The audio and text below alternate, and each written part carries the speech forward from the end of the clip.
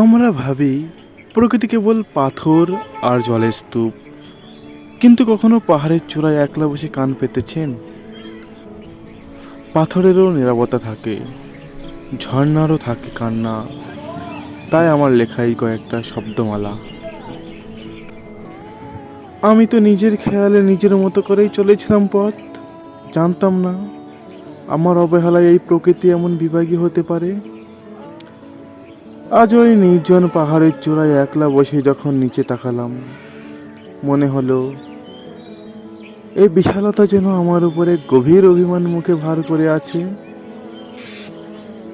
সামনের ওই ঝর্ণার ধারাটা দেখো, ওটা কি শুধুই জলপ্রপাত, নাকি আমার একগুঁয়েমের কাছে হার মেনে প্রকৃতির বয়ে যাওয়া চোখের জল?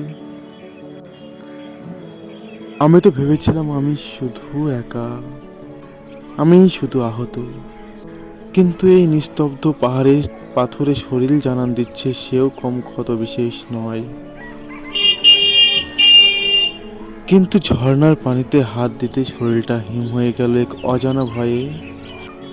আয়নার মতো ওই স্বচ্ছ জলে আজ আর আমার কোনো প্রতিফলন নেই। তবে কি প্রকৃতি অভিমান করেনি? সে তো আসলে আমাকে চিনে ফেলেছে। যে নিজের কাছেই নিজে নিখোঁজ, এই বিশাল পাহাড় তাকে ঠাঁই দেবে কোন সাহসে?